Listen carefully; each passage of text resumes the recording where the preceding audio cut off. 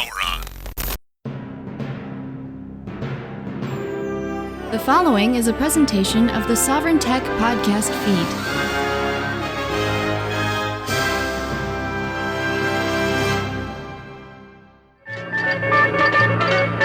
And now for another fast-breaking news story, we go to our roving reporter, the podcast, Sovryn Tech. Its host, Dr. Brian Sovryn.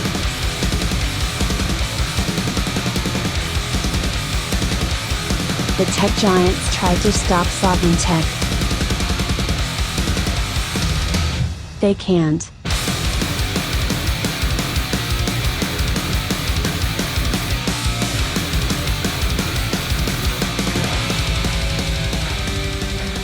The man of tomorrow is here. And, you're going to have to let me know how the sound is on this one. I mean, I know through my own ears and my own testing equipment, but I'm actually recording on my H1N, which lately, ever since my blue Yeti X Plus, whatever the hell that thing is, ever since that went down, has started failing, I had switched to my H6. And the H1N is this really tiny guy. I've had mine for a little while now. And I keep it with me like in my luggage and everything all the time. And they run like sub $100 depending upon the day. And I've reviewed this thing in the past and I've always told people, and it's Zoom, the company ZOOM, nothing to do with the video conferencing software. Or should I say video conferencing nightmare? But the H1N, I've always said that, look, you can get into podcasting and you need very little hardware at all. It doesn't have to be a major investment. And starting off with an H1N, you can go even cheaper and get some pretty amazing stuff, no doubt. But the H1N is, an all-in-one literal pocket. And as in literally you could fit in anybody's pocket, almost anybody's pocket, pocket studio. It really, really does a solid job. You can even power it off of your computer. You don't even have to have the batteries in it, but it is battery powered, it has a micro SD card slot, all that jazz. Anyway, as it stands right now, I actually have it connected to a Windows 11 computer. Now, I do have a Windows 11 review episode coming. That's not what we're here to talk about, but that will be on the way because I definitely have some thoughts about Windows 11 and, where it fits within, what's going on at Microsoft and perhaps within everybody's, their daily lives. I got a lot of response to the recent Sovryn Tech Supplemental that I did around the Steam Deck. People seem to be kind of shocked that I was recommending Windows. And, folks, I'm not recommending Windows. I'm saying if you're having a gaming PC, okay, and one that, anyway, we don't have to get into it here. I wanted to get into it in the Windows 11 review episode to talk about it. But don't confuse me that somehow I'm recommending Windows whole cloth. I'm not, okay? But regardless, something that I am not recommending, or that I'm not recommending whole cloth, would be Facebook. And that's really what we're here to talk about. So anyway, my point about the H1N, let me know if you feel like the audio quality took a significant dive. Everybody listens with, some people listen with their car speakers, some people listen with their, earbuds where the thing's like jammed in their ear like a pencil. And I don't know how you do that, but people do. And there's a lot of different acoustic environments that I don't get to test every episode of Sovryn Tech on. And so if you find that, boy, did this episode drop the audio quality, let me know. And I will never record with the H1N again, unless, it's an episode that's kind of rushed and timely and has to come out right now. As I hinted, we are going to talk about Facebook and the hashtag Facebook down that occurred yesterday, October 4th, throughout a good chunk of the day. Of course, it was more than just Facebook. But I want to caveat this episode with, opening this up, I don't expect this to be a long one, but when I get started talking, what happens? Regardless, I want to caveat this one with, I don't like doing these sorts of episodes. Now, what do I mean by that? I don't have problems with doing like shorter episodes and single content episodes and things like that. Obviously, I've done a few of those anyway throughout 2021. It's been a very unique year for Sovryn Tech. But what I don't like doing is the news of the minute. I hate that because in my opinion, and I don't just think it's opinion, I think it's, at this point, it's well-worn, proven fact that all of the recommendations that I have made on Sovryn Tech over 10 years will weather you through just about any storm that hits in the tech world, okay? On the internet, off the internet, whatever. You follow the principles that Sovryn Tech has laid out over the years, and you will likely be fine and dandy, or at least you'll be better off than most. These news of the minute episodes, this is for people who need clickbait to stroke their ego. This is for people who need, just rampant attention every 5 minutes, okay, to feel better about themselves and to feel some kind of self-worth, even though it's coming from externally, so it's not really self-worth. Don't confuse me. It's a fine and wonderful thing to ask questions and wonder, hey, what the hell is going on out there? Okay.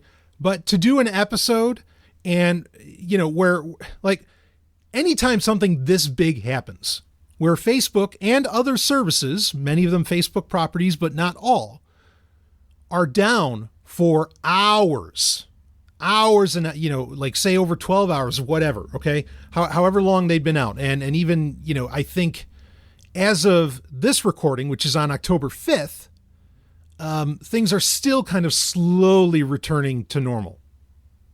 So we can't give an exact, amount of time or timeline of how long this was going on for, because to some degree it's still happening, as of this morning, to some degree. So it's good to wonder what's going on, and when it's this big, it makes you wonder, like, is it Mirai Botnet 2, right? Remember that? The day the internet died in 2015, which that was in October, if I'm not mistaken. Or, has the U.S. government, pulled the kill switch on the internet, which they do have, and just about every country has one of those. It's a law. You can look it up. It's not speculation. Yeah, bottom line, it's good to question and to wonder what's going on and to, seek out, friends and communities and whatever and say, hey, are you experiencing this? Hey, what do you think's going on? And sharing the latest information. Where it becomes a problem for me, because even I was engaged in that in the Sovryn Tech Telegram group. Okay. And Telegram even. So, what are like the main platforms that the man of tomorrow, likes to frequent? Basically, like Telegram, I consider another, like the sixth protocol of the internet. Okay. Like I consider it a whole other internet protocol at this stage. And in fact, because of this outage, they gained some 70 million users overnight. Insane. I do work in PR and, I work with companies and I tell every single one of them, hey, get a Telegram group or channel going right now, because you can't count on any of the big names that people normally think of. And this is like the fastest growing platform on the planet.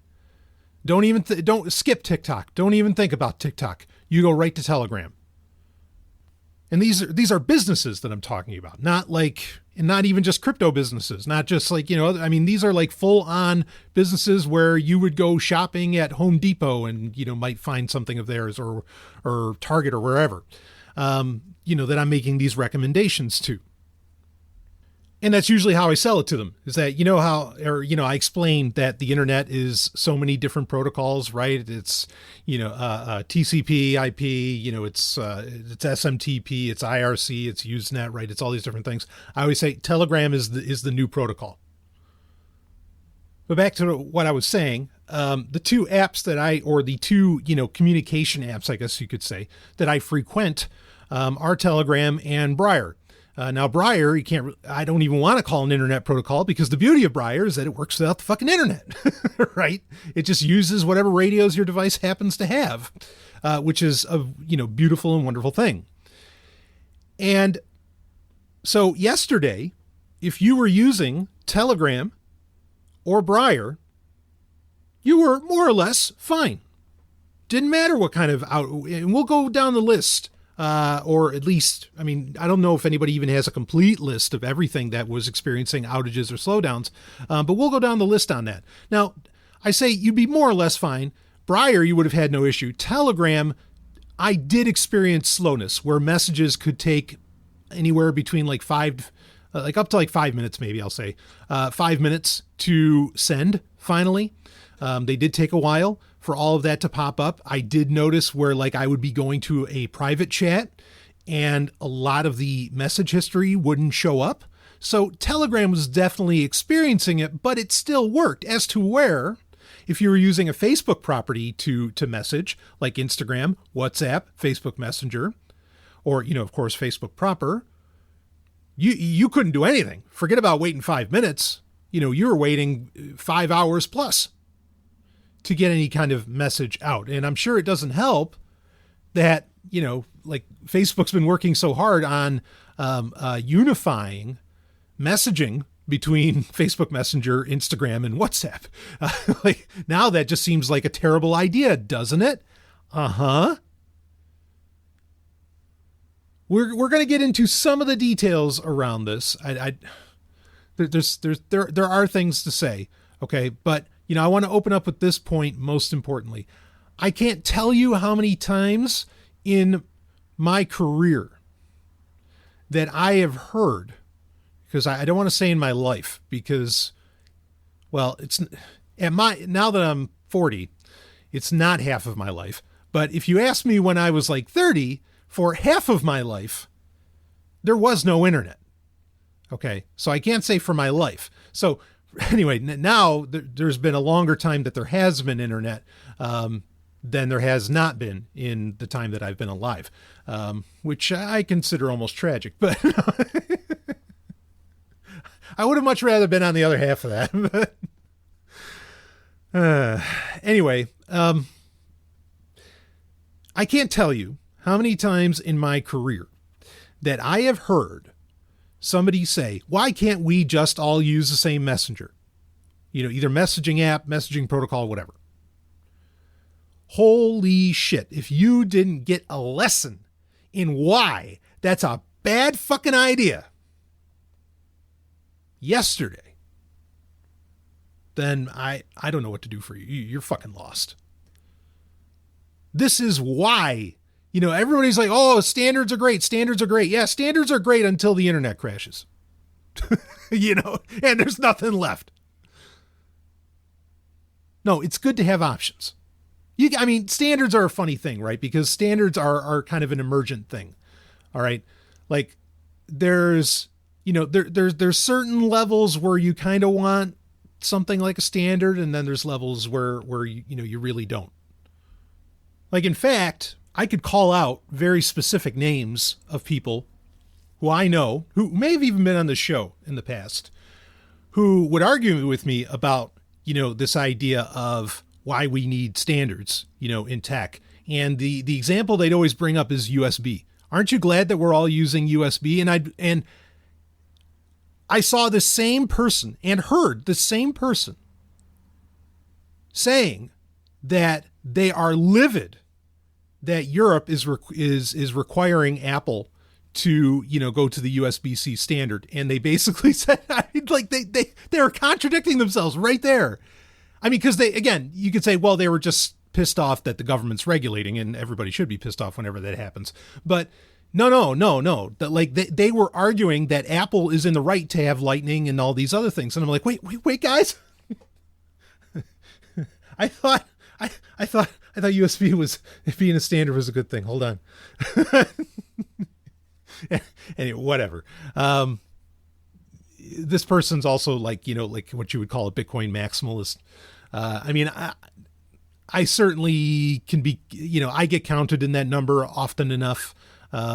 And I don't argue it. If I get called that, that's fine, whatever. Just like people still call me libertarian, and I'm just like, all right, whatever. I'll run with it. I won't use it myself, but if you want to call me that, fine. Anyway, yesterday with Facebook being out and Instagram and WhatsApp and all that, I hope you came to appreciate having options, having choices in what you can use, in having other apps and other messaging protocols and whatever, to communicate with. I think Signal had an increase in users as well. I doubt it was as dramatic as Telegram, because Signal's just it's not a replacement social network, as to where Telegram can more or less be. It's got to do more with threaded comments, but that's the only thing that it's really missing. I'm still trying to figure out. I'm still trying to wonder, like, does Facebook have a fucking patent on that, on threaded conversations somehow?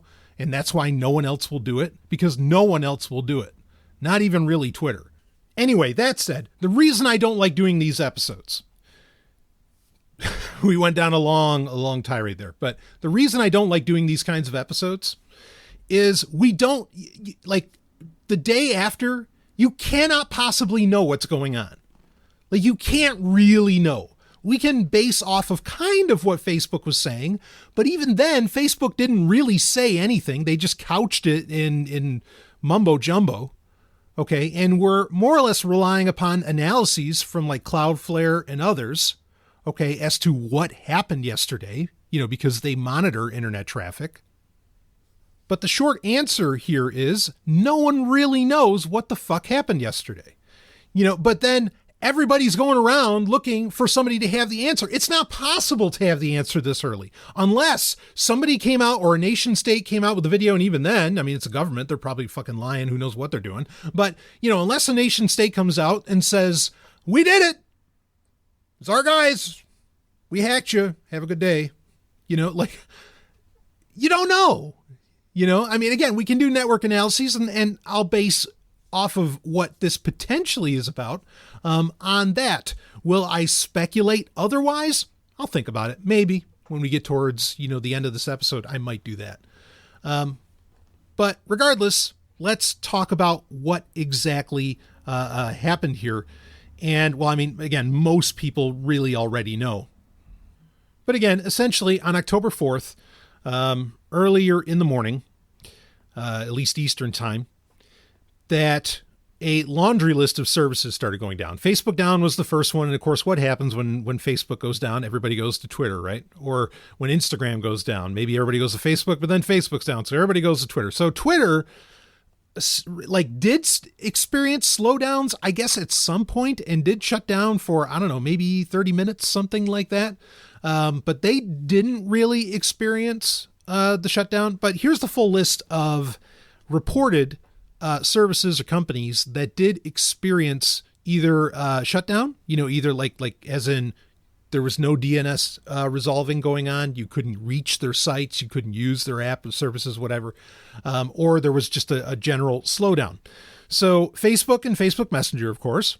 Instagram, again, all Facebook properties. WhatsApp, again, all Facebook properties. Then, like I said, Twitter did experience a little bit. T-Mobile did apparently experience some degree of outage. Spectrum, Verizon, AT&T, Google was experiencing it a little bit, but I think it depends on the service. Google Fi, I did not notice any shutdown as far as because there are, telcos in here, and Google Fi, of course, is an MVNO that uses a bunch of different telcos. So maybe it bounced around as one went out, it switched to another, and I just didn't notice. That could be a thing, but Google services, none of my Gmails ever shut down yesterday. And I get emails seemingly by the minute. So I did not notice that, at all, but some were reporting it. And we'll get into why that may be, why some people, experienced an outage and others did not. Because this was, at some points, especially with Facebook, it was blanket where, it was out for everybody. But there are other cases where it seems to be more of a spotty situation. And it wasn't a blanket case, but Cricket Wireless, Amazon, Telegram, as we mentioned, did experience a slowdown. Apple was experiencing issues, as was TikTok, Snapchat, and there were others.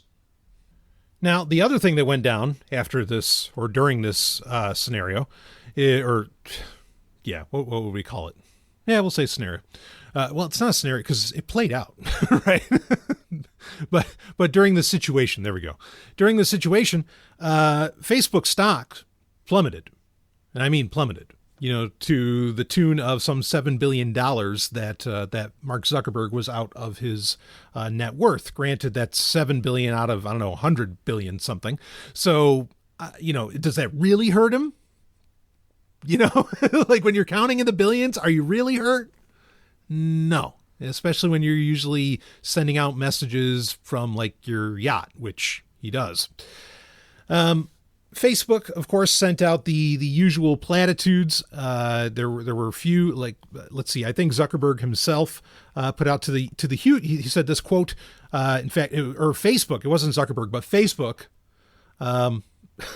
itself tweeted, that's so damn funny. What does Facebook do when it's down? It tweets, just like everybody else.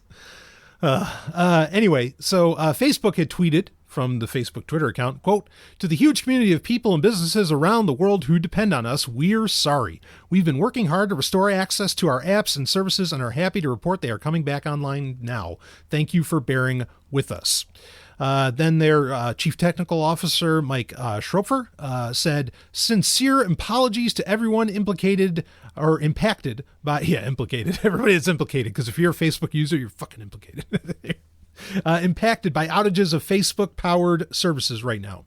We are experiencing network issues and teams are working as fast as possible to debug and restore as fast as possible, end quote. Then Zuck did chime in and said, quote, "Facebook, Instagram, WhatsApp, and Messenger are coming back online now. Sorry for the disruption today. I know how much you rely on our services to stay connected with the people you care about," end quote. Well, fortunately, I don't. I don't use Facebook to connect with the people I care about because me, when I care about somebody, I give them options on how to reach me if, the world ends, right? Proverbially. So I certainly wouldn't use Facebook. Anyway, so, grandma's had a hard time yesterday, right? That's what everybody was saying. And then, of course, there's those, whole Senate hearings going on with that, Facebook whistleblower who's saying that Facebook is killing democracy and everything. No, democracy is actually eating itself, as it's always done, because it's the failed god, right? But whatever. Plenty of jokes to go around. People talking about, mental health went up for a few hours yesterday, blah, blah, blah, because Facebook was down and everything. That part's probably true. But anyway, how did this happen? Let's get to it. But to the best of my knowledge, to date, again, we're recording this morning of October 5th, 2021. There has not been like an official acknowledgement from Facebook as to what happened, which leaves room for speculation other than, they screwed something up like that. That's more or less been their gist. The running theory, amongst people, with fair knowledge, on the matter, and I've looked into it as well, and the evidence that exists, the running theory is that there was seemingly an accidental and instantaneous, which is why it just suddenly hit, withdrawal of BGP routes to Facebook's own DNS servers, which means that we got to break these terms down, but that's the claim, or that's the running best theory of what happened here. So what is BGP? DNS, I think most people are kind of familiar with that. So DNS is, domain name server. DNS is the phone book of the internet, right? So we can put these in pre-internet terms.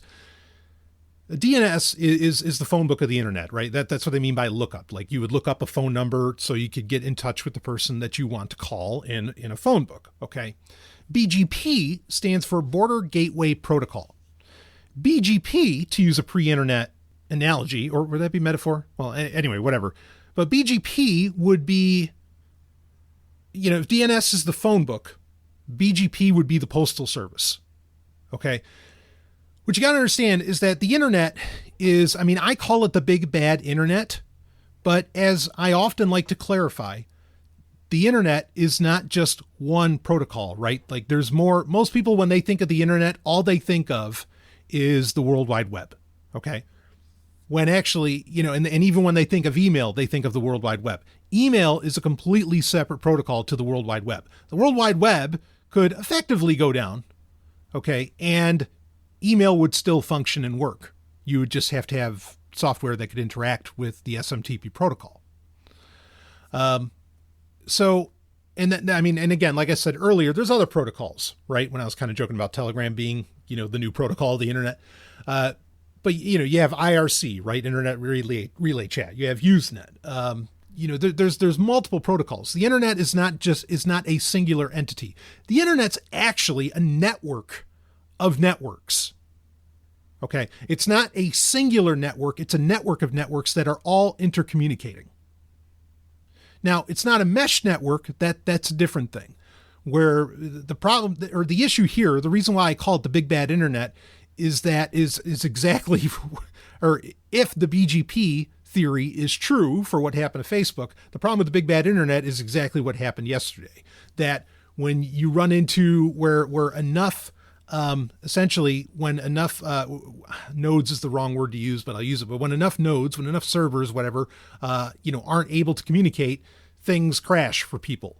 As to where with actual mesh networking, any node, or any device can go down and everything still essentially functions just as it did before. There's, and it doesn't hurt the entire network's capabilities.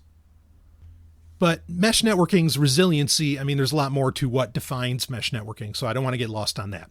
Okay, but BGP, Border Gateway Protocol. When you have a network of networks, which is what the internet is, okay, like the networks would be, say, at your office, okay, that is one of the networks of the network that is the internet. And for your office servers, for your IT teams to interact and connect with everything else going on the big bad internet, that goes through a Border Gateway Protocol. Okay, so if you fuck up, and again, like I said, it's analogous to like the postal service. Okay, so you could, I guess, calling DNS the phone book of the internet. That's a common term that gets used, but to stick with the postal service analogy here. So say you were trying to, you're at your computer at your office, you're trying to get on Facebook, shame on you, but you're trying to get on Facebook. And to do so, you're essentially writing the address on the letter to, the woman that you want to cheat on, your wife with, right? Because that's why you're on Facebook. Wait, sorry, was that a little too honest? No. Sorry, I'm just so brutal. I just don't get it. I know way too many people that are still communicating on this fucking thing. People who I know are much smarter and should know much better. Whatever. So I wonder, why are they doing this? It must be because they're going to get laid, otherwise, why else would you, the only reason you'd whore out all your data is because you're whoring out elsewhere. It's my only guess. Anyway, so you're writing out this letter to cheat on your husband, and you're mailing it. Okay. And you're going to send this out. And you write the address on it. So that's the DNS, is the address that you write on it. Okay. The Border Gateway Protocol is the postal service that's going to send that letter to be able to communicate, with the person that you want to cheat with. And sorry. Anyway, so, or I don't know, that you want to send nudes to, whatever. Okay. On Polaroids, which good to go. So you're doing that. Now, here's the problem is if the post office is closed, that letter can't go out, even though you have the right address. And that's what happened here, is that Facebook, or the theory is that, see, back in May, Facebook set up a new system that allowed for automatic peering, which basically allowed for a faster resolving time for BGP, okay, for these, for these border gateways, okay, or border gateway protocols to, and I guess now we're going back to the phone. We're just switching up analogies here, right and left, but I'm trying to explain it like in terms that everybody can grok here. So have you ever seen like old movies where the operator is manually like switching the line? Like, oh, could you connect me to, Mr. Bimblebopple or whatever? And so they have to pull a line out and they plug it in, and then that's directing towards them. So historically, BGP worked in a very similar manual way. Facebook, in an effort to help automate, and, I think their claim was that back in May, they saved some like 8 hours of time spent on, routing, peering connections and everything. And which now if this is what happened, it's still theoretical, but it's the best guess going. Wow. That saved 8 hours seems like that's a $7 billion price tag on that saved 8 hours a week, for your workers. So, and we know that Zuckerberg is all about automating everything and getting control over the robots and whatever. That way, he can be the overlord of humans and connect them all via VR or something. Wait, did I go there too? Sorry. Anyway, this is going to be bad. People are going to get trapped in VR when border gate protocol. Okay. So the guess is that this automation process with BGP that Facebook developed fucked up. And not only did it fuck up for Facebook, but it was like so interconnected with other networks and maybe even other companies, including telcos, that list I was mentioning earlier, they might have bought into, because Facebook made a full announcement about this. They might have bought into this automation process for BGP, and it failed. And then that's why nobody could connect to these services online. Because again, notice, like it's not like a botnet situation. It's not like the internet was still going, right? It's just that you couldn't get to where you wanted to go. Okay. It's not that the network itself was effectively down. So to continue with the analogy, this happened because Zuckerberg didn't want to pay as many postal employees. That almost sounds like a real world, like that's really happening now too.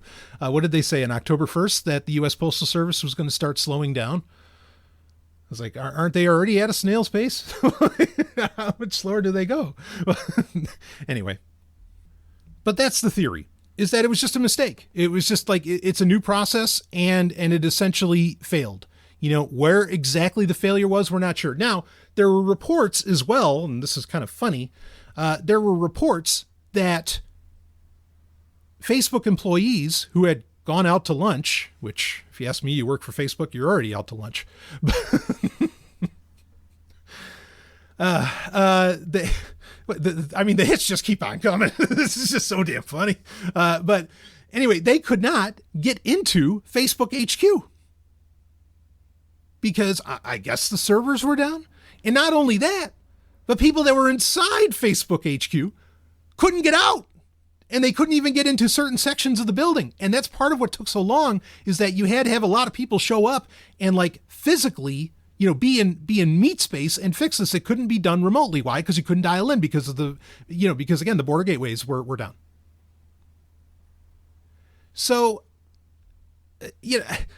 I said this on Telegram, like, holy shit. It sounds like, the Hive out of Resident Evil, this sounds like Umbrella Corporation. Of course, Facebook, I think, would fit right in with that comparison. But anyway, this fact, or again, it's a claim. I don't know if anybody has gotten like 100% verification that this was going on.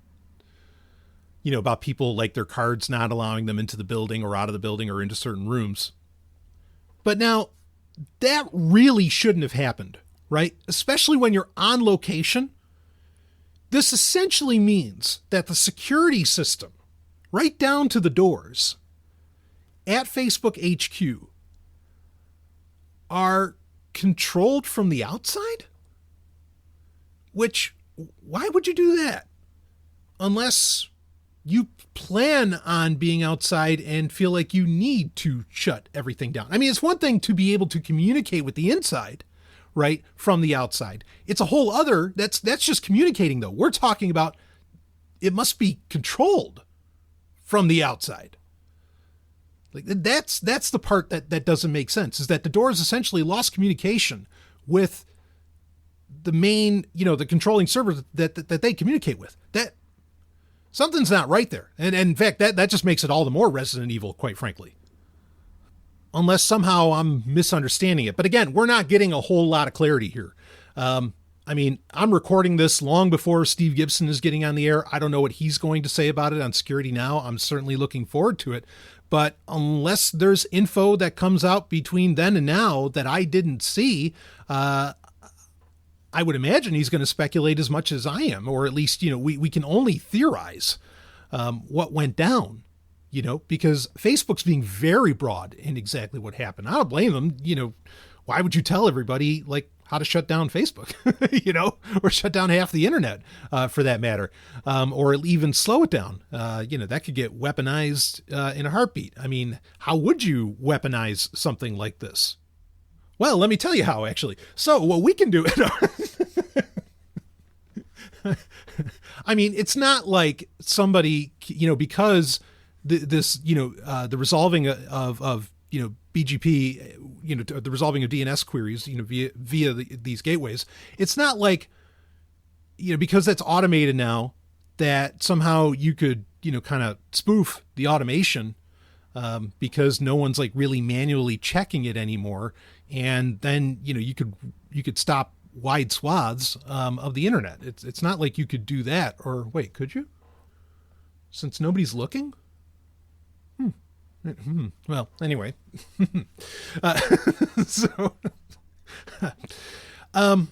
Okay. Now, the timing of this, let's talk about that. The timing of this should be noted, meaning that it happens a day after a whistleblower scandal surrounding Facebook, something that I'm not going to spend a ton of time talking about because, again, everything that the gal is the whistleblower is saying, okay, and she's speaking in front of the Senate or something, I think today, everything that she's saying, how is this news? Of course, we know that Facebook doesn't play by its own rules. Yes, it gives bigger name celebrities. I mean, we've known this. They give them completely different apps to use than what the average person uses. But then the average person fucking thinks, oh yeah, I'm going to get 1 million fucking followers. Kiss my ass. But, I mean, to be fair, I do get it that there are a lot of people who rely, even big companies that rely on Facebook ads are a primary driver of their online sales. I mean, I find that crazy to believe, even for, companies that aren't selling niche avocado mattresses or something. I mean, larger companies where that's the case, where Facebook ads seem to be their number one driver, I would still debate some of that data. Of course, so did Procter & Gamble with their research a few years ago. But regardless, I get that. And this, speaks to a point. Well, okay, the whistleblower talking to the Senate and everything. Look, let me comment on that. And how many years ago is this now? 7, 8? If Facebook engaging in behavioral experiments on unsuspecting users isn't enough for you to say this company is screwed in the head and I'm going to stop using their shit, I don't know what to do. We should always be able to point back at that they did that. And that should be it's open and close book. Shut it. Shut the case. But no. We still need more information about this. I mean, all these concerns about like what algorithms are doing and and I'm not saying that it's not valid concerns. I'm just saying that like, well, then don't use the products that are taking advantage of these algorithms. But all these concerns around like what social media is doing and getting deplatformed and a lot of these other things and blah, blah, blah, or now the issue is platforms entirely shutting down. It really seems to just come down to that there are people, egomaniacs, megalomaniacs, whatever, who can't reach the dum-dums anymore. And so now they're sad. That's really what it seems to boil down to. Like, I think some people could argue with the whistleblower that, and I've seen it where people have said, oh, it's great that it's destroying our democracy. Yay, blah, blah, like some fellow anarchists or whatever, bring it down. And blah. It's like, yeah, I hear where you're coming from. But then you're arguing for the use of Facebook, which is essential to the surveillance society / surveillance state, tracking what activists do every second of the day and whatever else, and is thwarting all of your plans. So, look, sometimes the enemy is just the enemy. Like what's the old saying, the Sun Tzu, the enemy of my enemy is my friend? No, that's kind of bullshit. And I know others have said this before, but it's true. This is the true statement. No, the enemy of my enemy is my fucking enemy. Now, back to businesses. Do I empathize with them? No, not really, because I think relying heavily upon these channels that you have ultimately no real control over, and you just got to prove to you on October 4th, is a problem. Okay. I mean, we could get into, well, this is what happens when you build networks that that aren't designed to, withstand a nuclear attack, which, I mean, the internet originally, you could argue, was designed for that, but clearly we're well past that point, which is ironically, like, I think why a lot of bombs don't get dropped in many parts of the world, because they know that if they did, well, then you're going to have real BGP problems, right? So, as I've been recommending for years on this show, do not rely on these channels. Do not put all your eggs in one basket. Don't even put all your eggs in 3 baskets. Have, more control over your own storefront. Okay? Have more control over, your own. I mean, there's a lot of, like, how many Facebook for work must have been down. Okay. So like there could have been all kinds of things that you just suddenly lost access to, where if you had at your office, you had your own server, your own NAS or whatever, and things were being done internally. Who gives a shit what happens to Facebook? I mean, to say nothing of, this is the first thing that came to my mind is that if you were using Facebook as a login for other services, right? Because they offer that OAuth, that I'm going to guess that was down. Because Facebook itself, like, Facebook's servers are the authentication token, right? That's a fucking mess. So, boy, if you didn't learn to, and I know there's plenty of people who do this with Google too, where sign in with your Google account, sign in with your Apple account, sign in with your Twitter account. Oh, don't ever. And you say, well, my email could get blasted too, and who knows what happens. Yeah, but usually, a site doesn't have to send to your email address, right, to verify that it's you. You're just using the user ID itself, the text. All you're using is a text, okay? There's no handshake going on. It's just the text claiming that it's you. Now, that's not like super secure, but it is what's up, and what will be up, and doesn't rely upon Facebook being operational.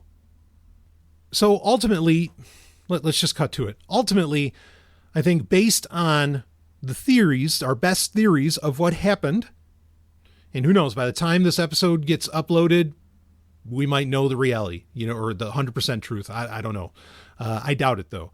But ultimately, if this is due to the new automation process in BGP that Facebook implemented in May, then the issue here is really with that automation process, not so much like a fragility necessarily in the internet itself, even though in many ways I still think it speaks to that. And, one day I'll be able to, be the old man that says, let's go back to store and forward, like I keep repeating. But that doesn't scale, right? Well, then we don't scale. Okay. Anyway, so what's the good to come out of this? I mean, the good is hopefully that people do realize, kind of like what I was talking about, like perhaps with the Facebook ID, and not relying upon these platforms for too much of your business or of your communication, right? And also, I mean, speaking of store and forward, I mean, one of the buzzwords out there right now that I hate is Web 3.0. Because I guess Web 2.0 didn't do much for us, but anyway, but Web 3.0, where everybody's like, oh yeah, we need to go DeFi, we need to go blockchain, we need to go this, we need to go that. I mean, in some ways, blockchain done right is essentially store and forward in a way. So I'm not necessarily against that, but I think a lot of people suddenly got interested in, okay, maybe there is a certain fragility to the internet and especially when it comes to business and people losing money, we need alternatives, and people might be taking a good, hard, long look at alternatives, but I don't have a whole lot of faith in that happening. And the reason being, after the Mirai botnet, nobody clamored for, hey, stop IoT, or let's make IoT more secure, which was ultimately, was a big part of what was at fault with Mirai. And that was the problem. I would argue that's the root problem. Nobody brought that up, and nobody wanted to take real action on that. So I'm not expecting any real action to come out of this either. Okay. Now, so that's it. So there, I hope we've kind of explained what could have happened, what the running theory is that happened, and Facebook has not come out and debunked it either. So it makes you wonder. Of course, they probably like having tons of theories out there. I did say, would I have some fun in like being conspiratorial or speculating? Okay, I'll have a little fun.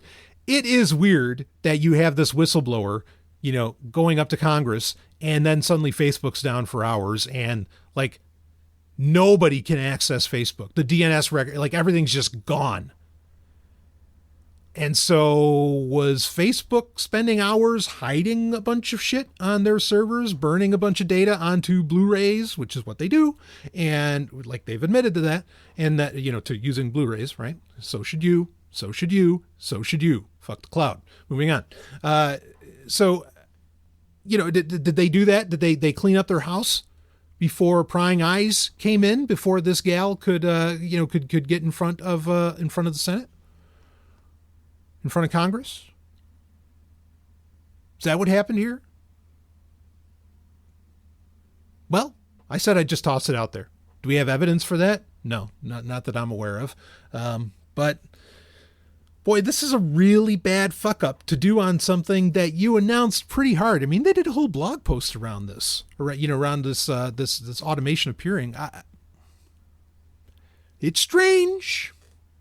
And then what's up with the doors not opening? It's strange. I mean, think about it, right? Like, okay, so everybody's saying, wow, it's so crazy. Ha ha. Isn't it funny that Facebook employees can't get in? Yeah, but then nobody else can either. So, is this a Georgia style pig fuck of a cover up?